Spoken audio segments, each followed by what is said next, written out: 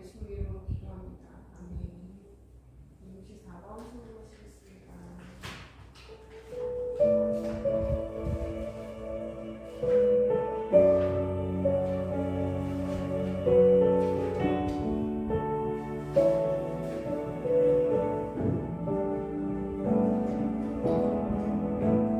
나의 기도하는 것보다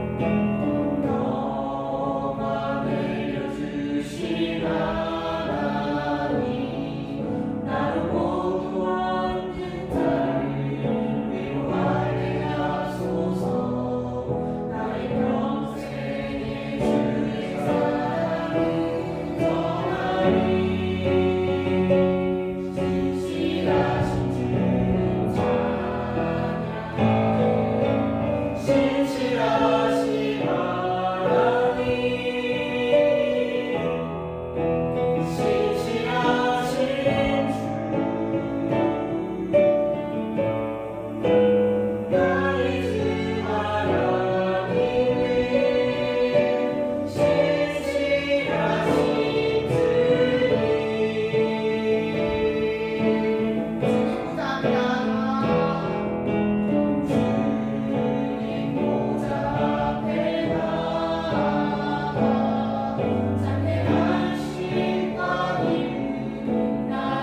위에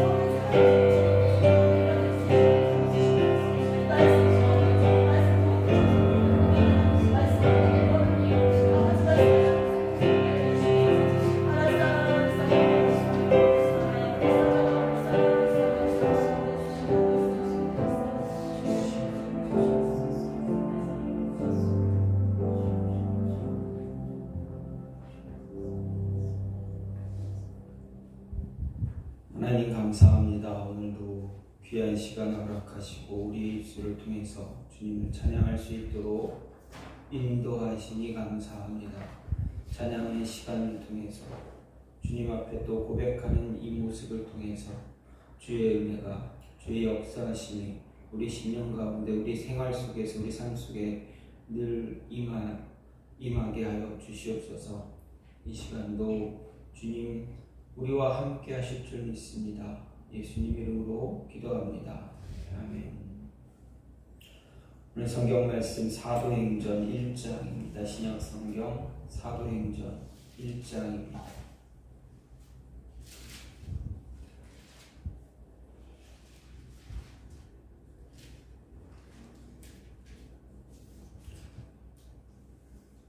사도행전 1장 1절에서 11절 말씀입니다. 사도행전 1장 1절부터 11절입니다. 데오빌로여, 내가 먼저 쓴 글에는 무릇 예수께서 행하시며 가르치시기를 시작하심부터 그가 택하신 사도들에게 성령으로 명하시고 승천하신 날까지의 일을 기록하였노라. 그가 고난받으신 후에 또한 그들에게 확실한 많은 증거로 친히 살아계심을 나타내사 40일 동안 그들에게 보이시며 하나님 나라의 일을 말씀하시니라. 사도와 함께 모이사 그들에게 분부하여 이르시되 예루살렘을 떠나지 말고 내게서 들은 바 아버지께서 약속하신 것을 기다리라. 요한은 물로 세례를 베풀었으나 너희는 몇 날이 못 되어 성령으로 세례를 받으리라 하셨느니라. 그들이 모였을 때에 예수께 여쭈어 이르되 주께서 이스라엘 나라를 회복하심이 이때니까 하니 이르시되 때와 시기는 하나님 아버지께서 자기의 권한에 두셨으니 너희가 알 바 아니요 오직 성령이 너희에게 임하시면 너희가 권능을 받고 예루살렘과 온 유대와 사마리아와 땅 끝까지 이르러 내 증인이 되리라 하시니라. 이 말씀을 마치시고 그들이 보는데 올려져 가시니 구름이 그를 가리어 보이지 않게 하더라. 올라가실 때에 제자들이 자세히 하늘을 쳐다보고 있는데 흰옷 입은 두 사람이 그들 곁에 서서 이르되 갈릴리 사람들아 어찌하여 서서 하늘을 쳐다보느냐. 너희 가운데서 하늘로 올려지신 이 예수는 하늘로 가심을 본 그대로 오시리라 하였느니라. 아멘.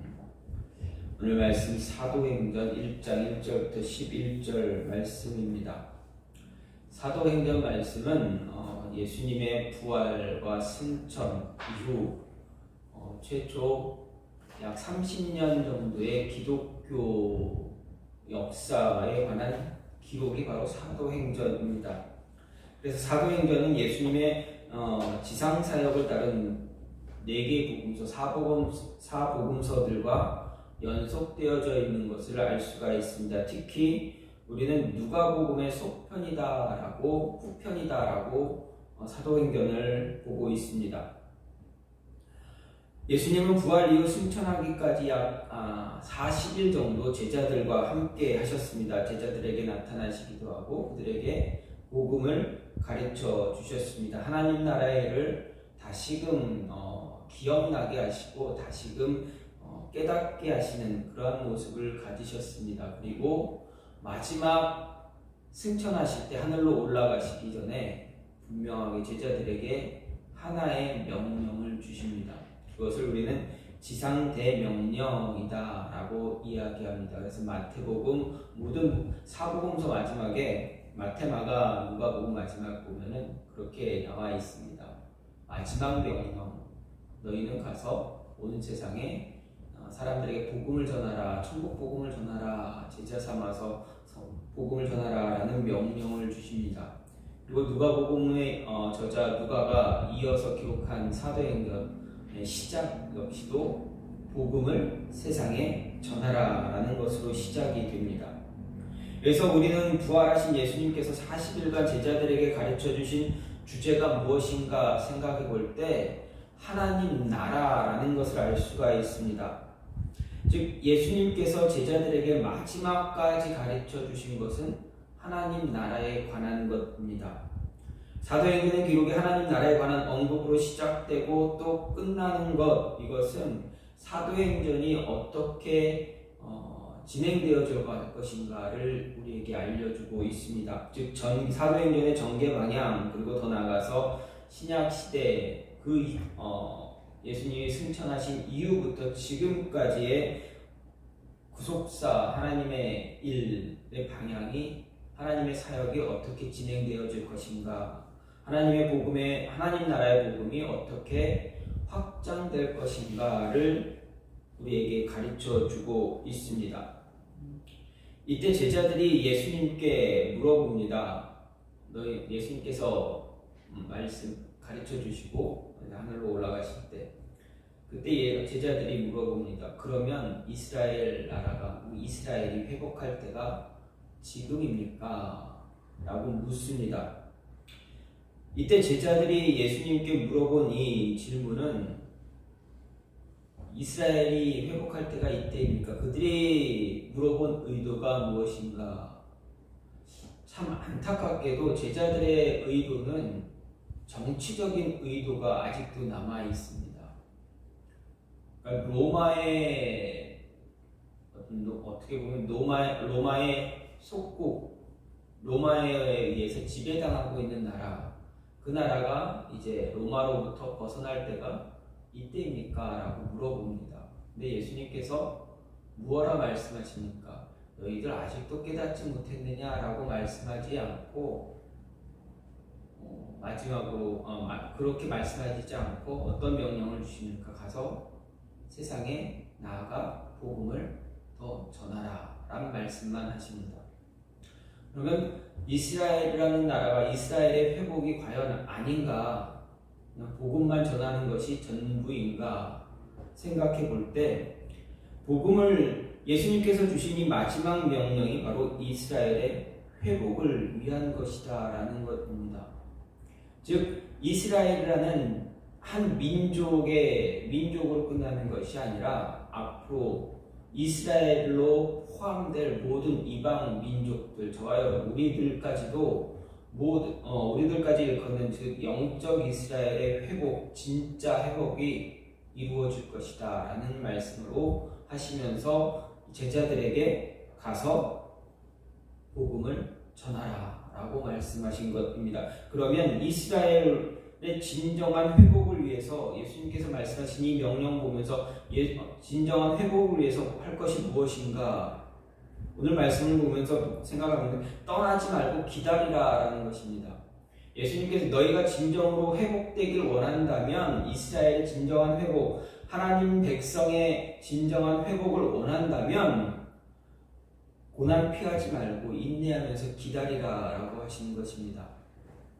4절 말씀을 보면 예수님은 사도들에게 예루살렘 떠나지 말고 내게서 들은 바 아버지께서 약속하신 것을 기다리라 이렇게 명령해 주셨습니다. 여기서 아버지께서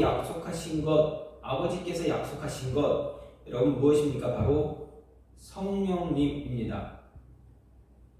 예수님이 고난당하기 전에 제자들에게 승천한 자신이 하늘로 올라가신 후에 보혜사 성령을 보내주겠다 약속한 구절이 있습니다. 어디입니까? 바로 요한복음 14장에 나옵니다. 요한복음 14장에서 예수님께서는 내가 올라간 뒤에 보혜사 성령을 너희에게 보내줄 것이다 라는 약속을 해주셨습니다. 그리고 성령이 믿는 자들에게 강림하리라는 것은 이미 구약 성경의 요엘 2장에서도 기록되어져 있는 것입니다. 그래서 예수님은 아버지께서 약속하신 것이라 분명하게 말씀하셨습니다. 예수님이 약속한 것이 아니라, 내가 약속해 주는 것이 아니라 이미 오래전에 약속되어진 것이다 말씀하셨습니다.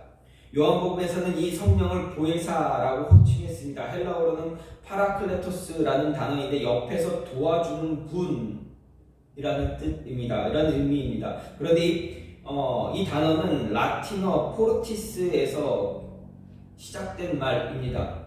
포르티스는 용감하다라는 뜻입니다. 이는 결국 성령을 받게 되면 담대해질 수 있다라는 것을 이야기합니다. 실제로 오순절날 성령 받은 사도들은 예수님을 배신하고 도망가기 급급했던 이전과 달리 용감한 사람들이 되었습니다. 담대해졌습니다. 예수님의 증인으로 사역하는 데 있어서 두려움을 잃어버린 사람들입니다. 우리의 힘과 재능으로는 결코 예수님의 일을 감당할 수도 또 세상이나 사단의 권세와 싸워 이길 수가 없습니다. 그 상태로는 성령 받기 전 베드로처럼 위기가 다가오면 예수님 부인하면서 도망치기 바쁜 모습이 되어질 것입니다. 자기 목숨을 보존하기 위한 그런 모습밖에 될 수가 없습니다. 사단과의 싸움은 우리 육신의 힘이나 재능으로 감당할 수 없는 그런 영적 싸움입니다. 따라서 우리는 하나님의 영으로 지혜와 총명으로 또 성령님의 권능으로 그 모습을 다 이겨내야만 한다라는 것입니다. 그런데 오늘 말씀은 예수님은 제자들에게 성령의 권능을 얻으려면 어떻게 하라고 얘기하고 있습니까? 예루살렘 떠나지 말라 이야기하십니다. 제자들에게 예루살렘은 어떤 곳입니까? 예수님이 떠나지 말라고 하는 그 예루살렘, 제자들에게 지금 예수님이 떠나는 그 당시 그때 예루살렘, 그들에게는 어떤 곳입니까? 그 당시에 예루살렘 제자들이 예수님이 하늘로 올라가시는 그 순간을 바라보는 제자들에게 예루살렘은 정말 암울한 그러한 장소입니다. 제자들에게 예루살렘은 자신들의 목숨을 노리는 유대 종교 지도자들의 소굴입니다. 또 예수님의 죽음으로 몰고 간 불의한 그러한 도성이기도 합니다.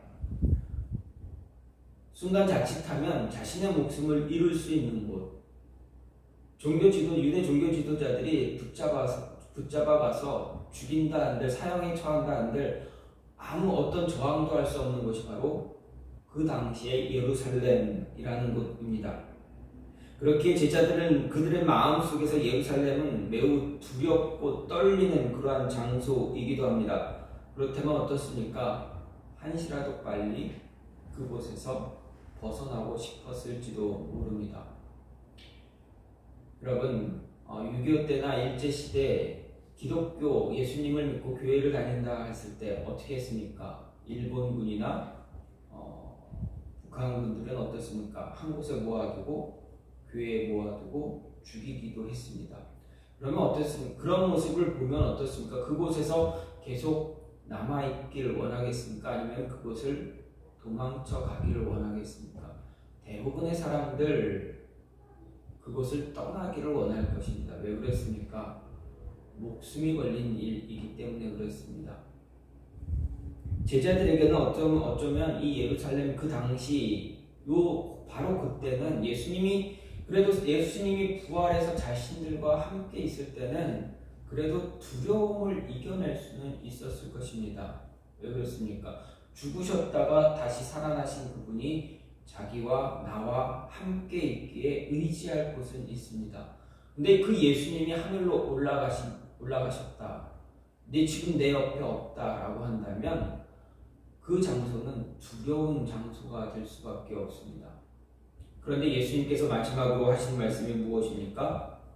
그곳을 떠나지 말라라는 것입니다. 예루살렘 떠나지 말고 그곳에서 아버지께서 약속하신 것, 곧 성령을 기다리라 말씀하셨습니다. 명령하셨습니다.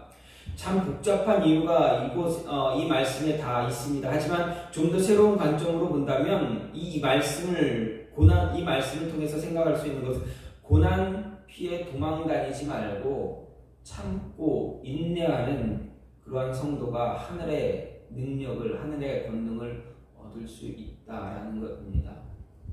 힘들고 어려운 고통, 고난의 순간 분명 우리들의 삶 속에는 언제나 도사리고 있습니다. 언제 어떻게 맞닥뜨릴지 모릅니다. 그런데 그 순간을 참고 인내하는 자에게 하나님께서는 은혜를 허락하신다라는 것입니다. 그것을 회피하고 도망간다고 해서 하나님께서 우리를 벌하시거나 징계를 하지는 않으실 것입니다. 그럼에도 불구하고 원하시는 것은 무엇입니까? 예수님께서 말씀하신 것은 무엇입니까? 거기에 머무르라라는 겁니다. 머무른 만큼의 하나님의 은혜가 그들의 삶에, 우리의 삶에 분명하게 있게 됩니다. 세상에서 도피하는 것이 아니라 세상과 정면으로 맞서 싸우는 그러한 모습이 우리에게 필요하다, 제자들에게 필요하다라는 것입니다. 그 고난, 그 역경 인내하고 버티지 못하면 그 이후에 받을 은혜 분명 우리가 얻지 못하게 됩니다. 도피하고 나서 받은 은혜와 도피하지 않고 끝까지 버티면서 받은 은혜의 차이는 분명히 다릅니다. 무엇으로 표현할 수 없는 그러한 모습이고 무엇과도 바꿀 수 없는 그런 차이가 있다라는 것입니다. 인내하고 버텨서 그곳에서 받은 은혜, 그것을 통해서 권능을 받을 때 어떻게 됩니까? 그 이후에는 그보다 더 큰 고난이 와도 버틸 힘이 생깁니다. 하지만 거기서 도망쳤다고 뭐라고 하진 않으시겠지만 도망치고 나면 또 다른 고통, 또 다른 고난이 다가오면 또 거기서 고민하고 또 후퇴하고 또 한 발 뒤로 빼고 또 다른 길을 찾아 떠나려고 하고 그런 모습이 반복되어진다라는 것입니다. 하나님의 일을 우리가 하나님께서 우리에게 진정한 회복을 우리가 진정한 말씀에 의해서 성령에 의해서 진정한 회복을 이루길 원한다면 발 빼지 말고 끝까지 가야 하는 것입니다. 그곳에 발 담그고 있고 기다리고 은혜가 올 것을 기다리고 권능이 올 것, 성령이 올 것을 기다릴 때 그 능력을 힘입어서 어떻게 됩니까? 이후에는 그 능력을 가지고 어떻게 됩니까? 그 이후에는 목숨을 달려도 무엇 하나 굽히지 않고 두려워 떨지 않고 도망가지 않고 당당하게 맞서 싸울 수 있다라는 것입니다. 하나님의 은혜를, 진정한 은혜를 체험하게 되면 목숨이 달린 문제도 이겨낼 수 있다라는 것입니다. 과거에 미국에서 총기 난사 사건이 일어난 적이 있습니다. 물론 지금도 수시로 시시때때로 일어나는 것이 총기 사건입니다. 초등학교에서 총기 사건이 일어났습니다. 참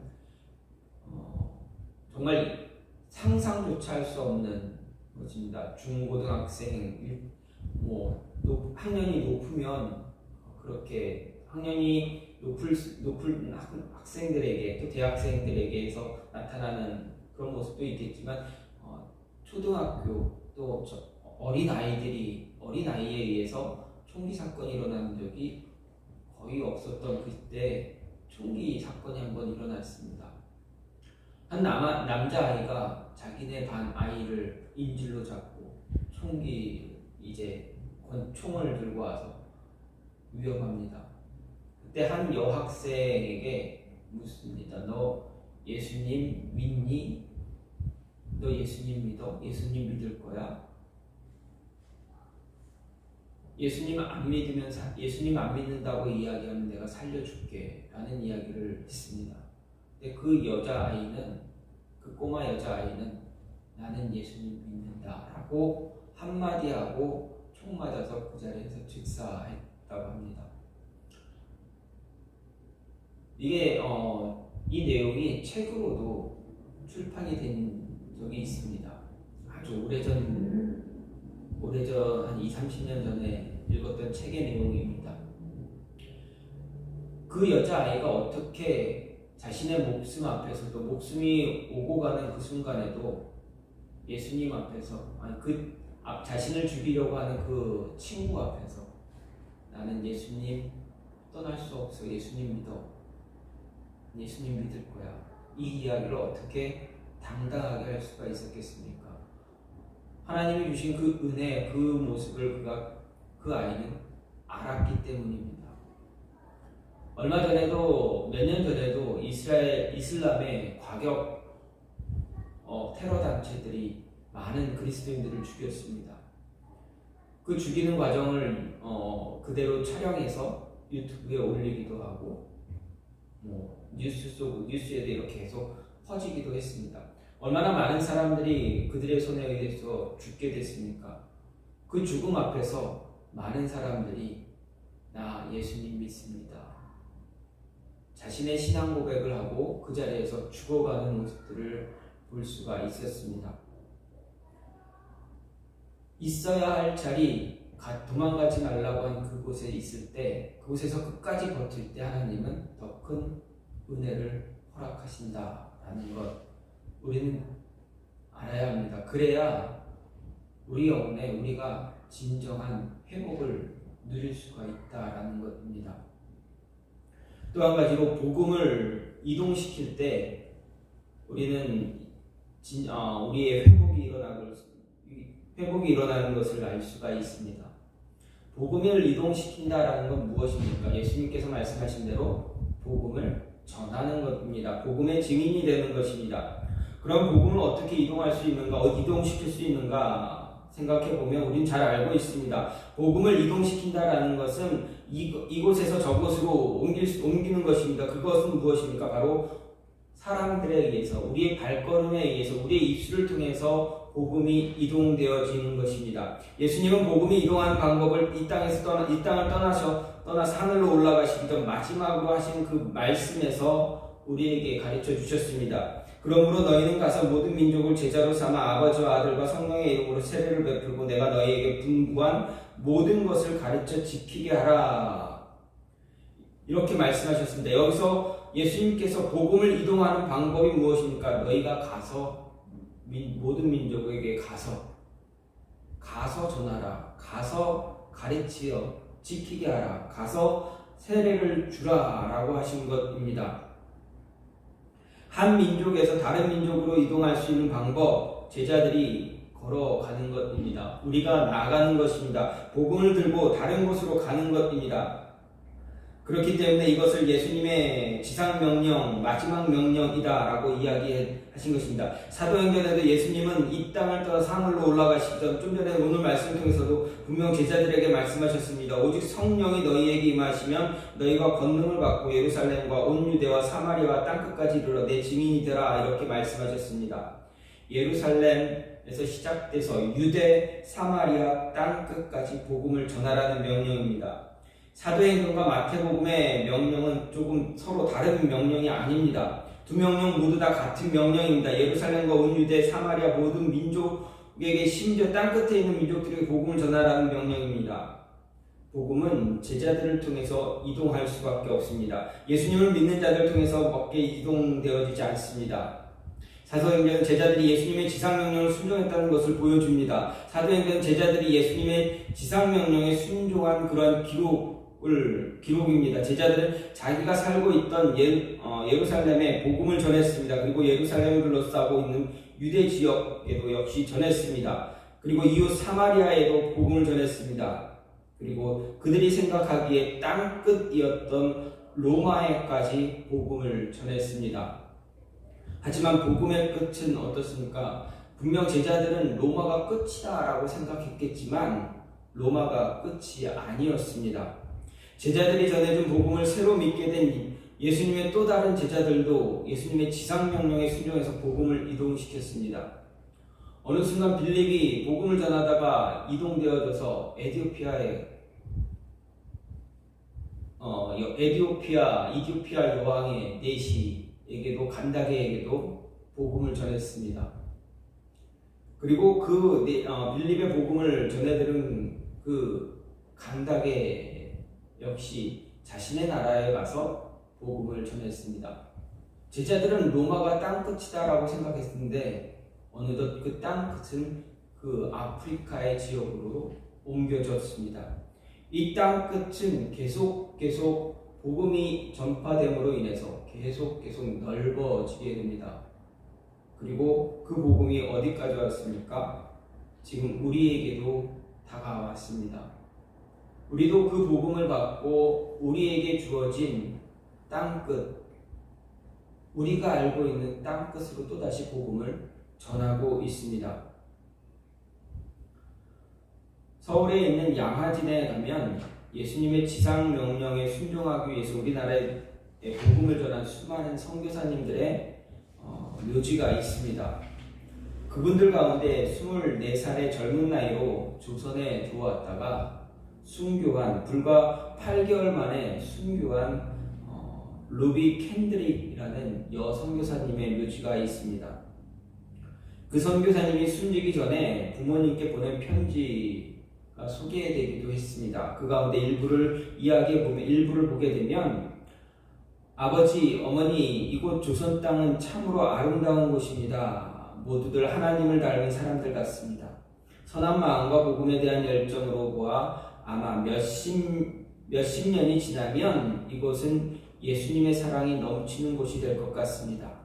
저는 복음을 듣기 위해 20km를 맨발로 걸어오는 어린아이들을 보았을 때 그들 안에 있는 하나님의 사랑 때문에 오히려 위로를 받습니다. 그러나 한편에서는 탄압이 점점 심해지고 있습니다. 그저께는 예수님을 영접한 지 일주일도 안 되는 교인 서너 명이 끌려가 순교했고, 토마스 선교사와 제임스 선교사도 순교했습니다. 선교본부에서도 철수하라는 지시가 있었지만 대부분의 선교사들은 그들이 전도한 조선인들과 아직도 숨어서 예배를 드리고 있습니다. 그들은 모두 순교를 할 작정인가 봅니다.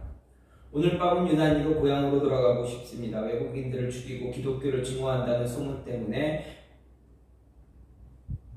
부두에서 저를 끝까지 말리셨던 어머니의 얼굴이 자꾸 눈앞에 어립니다. 아버지, 어머니, 어쩌면 이 편지가 마지막일 수도 있습니다. 제가 이곳에 오기 전 뒷뜰에 심었던 한 알의 씨앗으로 이제 내년이면 온 동네가 꽃으로 가득하겠지요. 그리고 또 다른 씨앗을 만들어내겠지요. 저는 이곳에서 작은 씨앗이 되기로 결심했습니다. 제가 씨앗이 되어 이 땅에 묻히게 되었을 때 아마 하나님의 시간이 되면 조선 땅에는 많은 꽃들이 피고 그들도 여러 나라에서 씨앗이 될 것입니다. 저는 이 땅에 저의 심장을 묻겠습니다. 바로 이것은 조선을 향하는 저의 열정이 아니라 조선을 향한 하나님의 사랑이라는 것을 알게 되었습니다. 아버지, 어머니 사랑합니다. 이 루비 캔드릭 여선교사님은 자신의 편지 내용처럼 조선이라는 나라를 위해서, 우리나라를 위해서, 우리를 위해서 이 땅에 묻히는 작은 씨앗이 되었습니다. 그리고 그분의 소망처럼 많은 꽃들이 이 나라에서 피었습니다.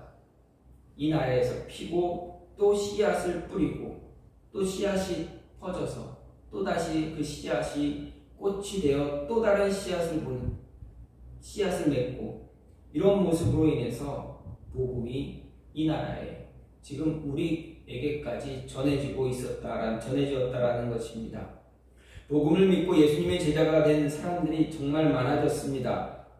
이제는 루비 캔드릭 선교사님처럼 다른 나라에서 씨앗이 되는 사람들도 많습니다. 많은 선교사님들이 자신의 목숨을 뒤로하고 달려가고 있습니다. 예수님의 마지막 명령대로 복음을 이동시키는 사람들, 복음을 전하는 분들입니다. 그분들에 의해서 이스라엘이 회복되어지고 있다라는 것입니다. 그저 작은 민족 이스라엘 민족이 아니라 영적 이스라엘인 온 세상에 퍼져 있는 그리스도인들 모두가 하나님의 사랑 안에서 회복되어지고 있다라는 것입니다. 이 회복이 완성되어지는 그 순간까지 복음이 이동하고 전해지게 되면 분명 빠른 시간 안에 완성되어질 수가 있습니다. 또 이스라엘 회복을 위해서는 맡겨진 일에 최선을 다해야 한다라고 분명하게 성경은 우리에게 이야기합니다. 10절과 11절 말씀은 제자들이 예수님이 승천하신 하늘을 바라보고 있는 것을 천사들이 책망하는 그러한 내용입니다. 제자들은 예수님께서 자기들을 떠나 하늘로 올라가시는 것을 한편으로는 신기하고 놀라운 마음으로, 또 한편으로는 자신들만 남은 것에 대한 두려운 마음으로 지켜보았을 것입니다. 그래서 그들은 모두 하늘을 바라만 보고 있었습니다. 그때 두 천사가 나타나서 무엇라 이야기합니까? 갈릴리 사람들아 어찌하여 서서 하늘을 쳐다보느냐 이렇게 책망합니다. 이 두 천사는 아마도 예수님이 부활하신 무덤에 있던 천사들이었을 것이다 이야기할 수가 있습니다. 이 천사들은 막달라 마리아 등 여인들에게 예수님의 무덤을 찾아갔을 때 나타나서 어찌하여 산자를 죽은 자 가운데서 찾느냐라고 책망하기도 했습니다.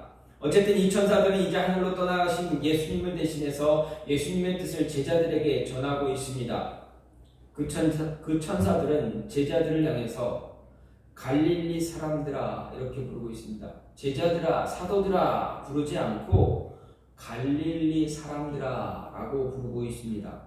왜 그러면 이 두 천사가 예수님이 하늘로 올라가심을 보고 있는 그 제자들을 향해서 갈릴리 사람들아 라고 이야기했는가 하는 것입니다.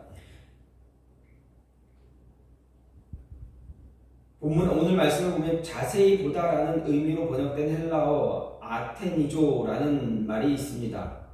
이 말의 뜻은 정신없이 열중해서 몰입한 상태로 계속 보는 것을 말합니다. 즉 제자들은 예수님이 올라가시는 것을 바라보았다 할 때 그저 바라보면서 멍하니 바라만 보고 있는 그런 상태가 되었다라는 것을 이야기해 주고 있습니다.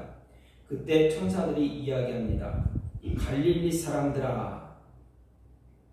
갈릴리 사람들아 왜 하늘만 쳐다보고 있느냐.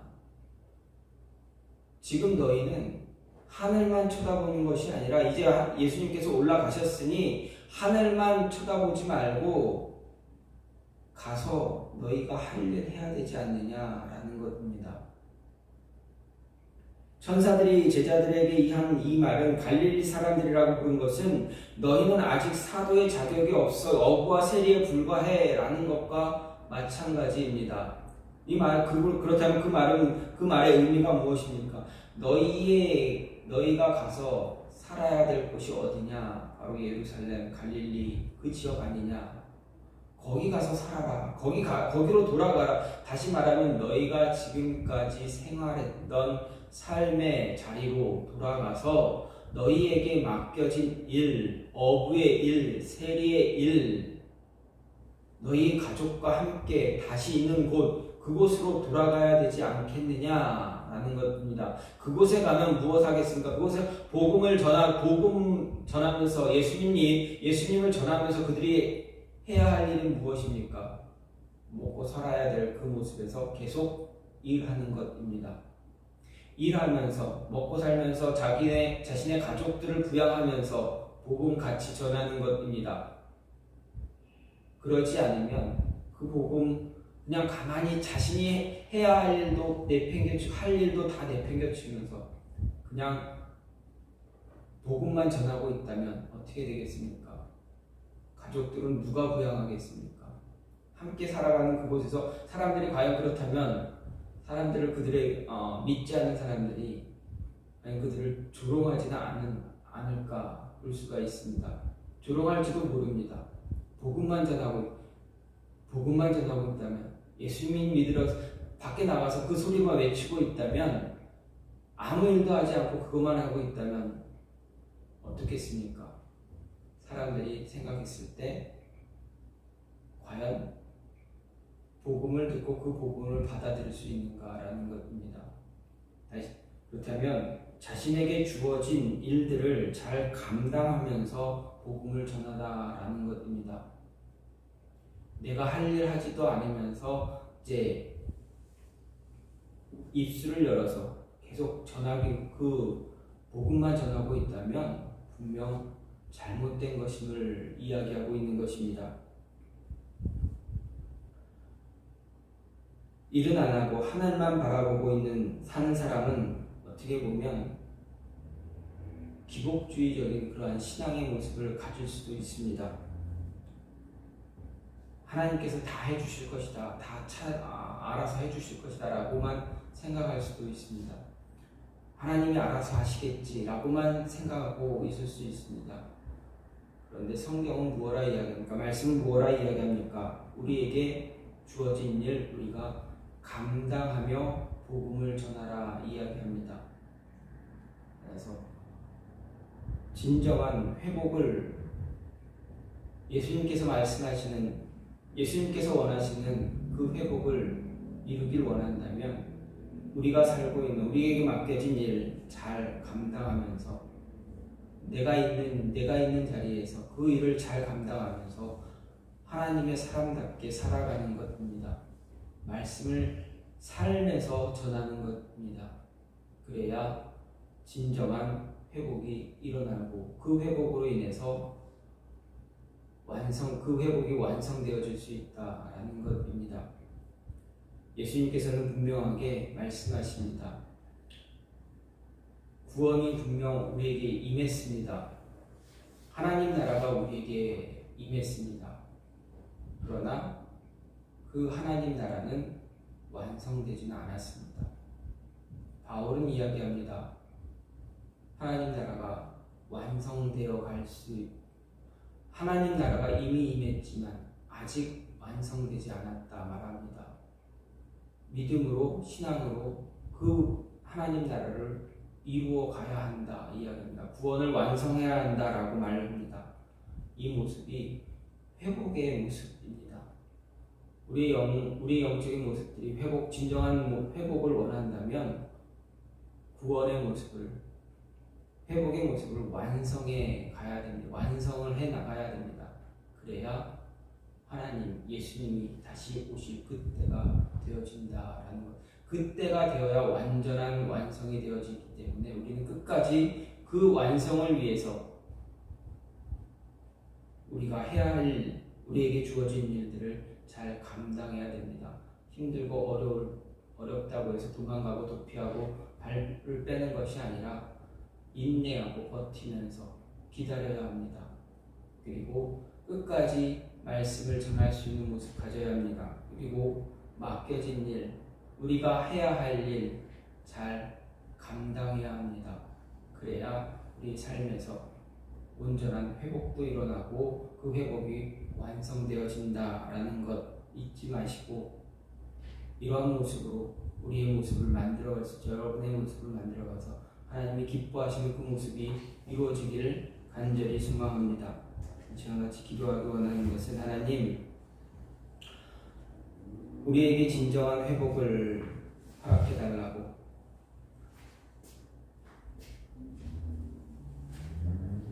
이 회복을 이루기 위해서 우리의 고난이나 어떤 어려움에서 도망가는 것이 아니라 끝까지 버티고 인내하는 모습 갖게 해달라고 그리고 삶에서 말씀을 전할 수 있는 모습 갖게 해달라고 시간같이 기도하는 시간 갖겠습니다. 같이 기도합니다.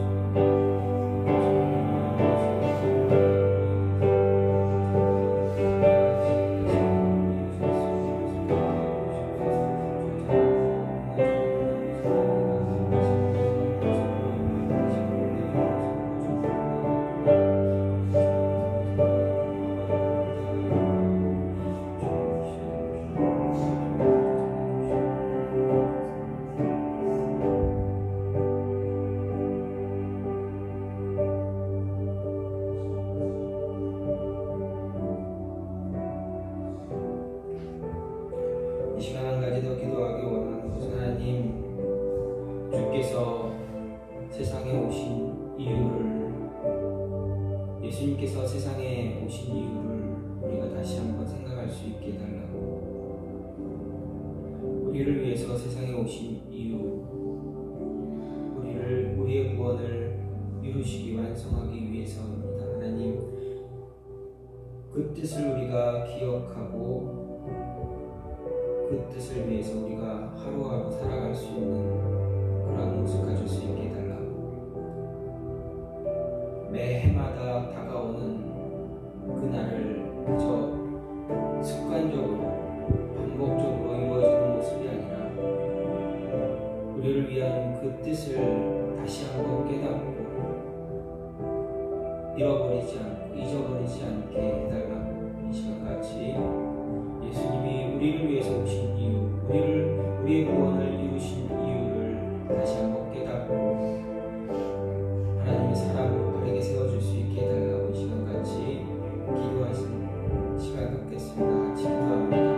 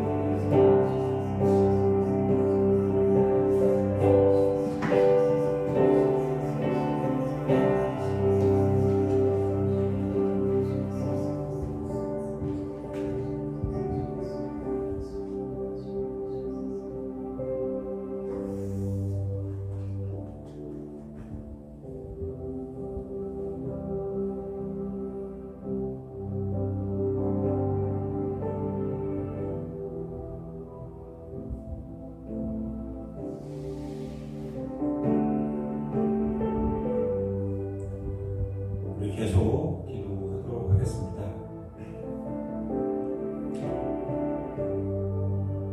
예수님께서 우리에게 말씀하셨던 것처럼 우리들이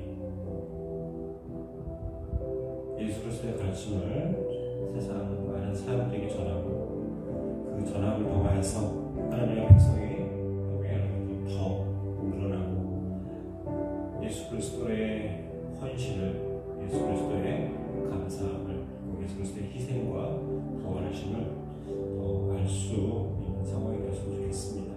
그리고 그 일에 우리가 적극 가담하겠다고, 동참하겠다고 다짐하는 시간 가졌으면 좋겠습니다. 지금 기도하시겠습니다.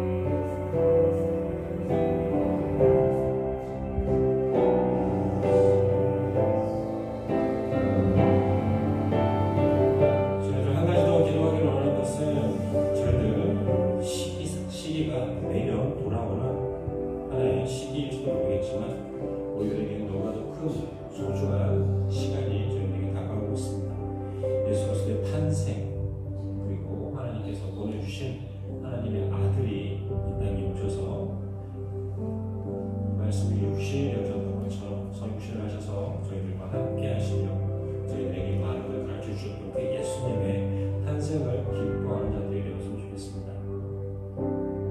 예수님의 탄생을 먼저 생각하는 자들이 되었으면 좋겠습니다. 성탄절이니까 프로그램 준비해야 한다는 걸로 분주하고 어떤 걸 꾸며야 하는 거에 분주하고 또한 어떤 걸 나눠하는 거에 대해서 분주하고 그러고 인해서 예수 그리스도의 탄생에 대해서 예수 그리스도께서 이 땅에 오심이 나에게 어떤 의미인지 나에게 어떠한 의미이고 내가 어떠한 것을 감사해야 하는지 그것도 물어보고 지나갈 때가 혹시 있을지도 모를 것 같습니다. 그러한 상황이 발생하지 않았으면 좋겠습니다. 본질을 놓치지 말고 예수 그리스도의 탄생을 우리가 나에게 어떤 의미인지 내가 뭘 해야 하는지가 아니라 나에게 어떤 의미고 하나님께서 나를 얼마나 사랑하시는지 하나님께서 사랑하신 분을 내가 알았다면 내가 어떤 행동을 해야 하는 것인지 거기에 대해서 생각해보고 고민하고 결심하는 시간 다시 한번 가졌으면 좋겠습니다. 같이 기도하시겠습니다.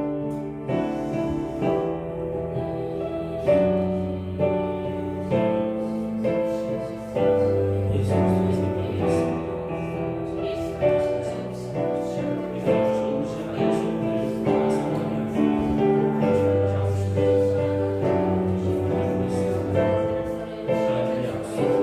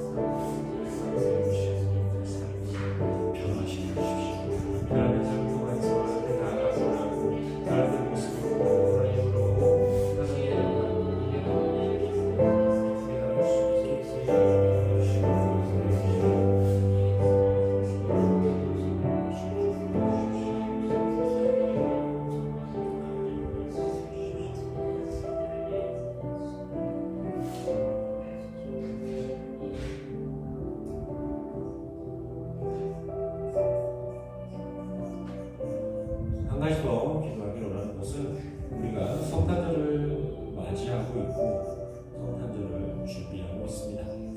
맞이하고 준비하는 시간 가운데 하나님의 은혜라는 것을 우리가 고백했던 것처럼 이제 그 하나님의 은혜에 대해서 감사할 줄 알고 그 또한 저희들이 이제 무엇을 해야 하는지에 대해서 알게 되고 거기에 대해서 고민하게 될 것입니다.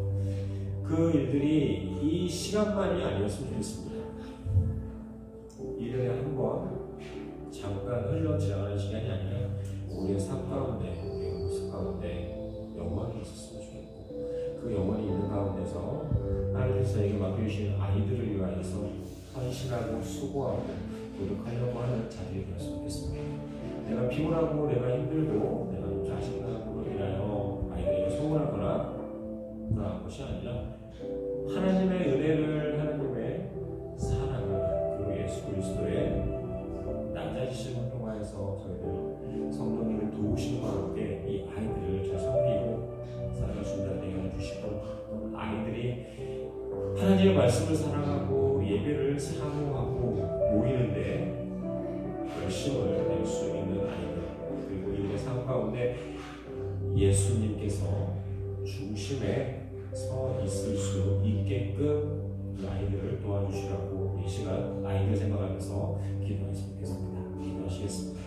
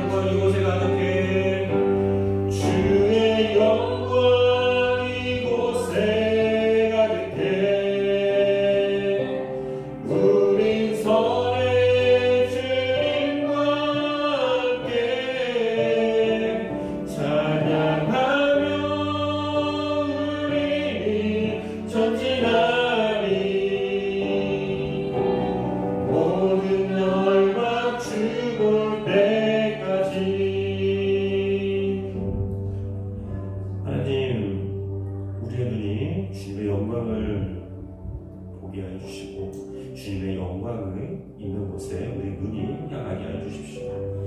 우리 가운데 계시는 주님, 우리의 마음 가운데 그리고 우리의 모든 삶 가운데 계시는 그 하나님을 바라보며 우리가 살아가게 하여 주시고, 하나님의 그 빛난 영광이 온 하늘을 덮고 온 찬송이 온 땅 가운데 울려 퍼지게 하여 주십시오. 그 일에 저희를 사용하여 주시고 우리들의 눈이 그곳을 향하여 살아갈 수 있도록 도와주시고 함께해 주십시오.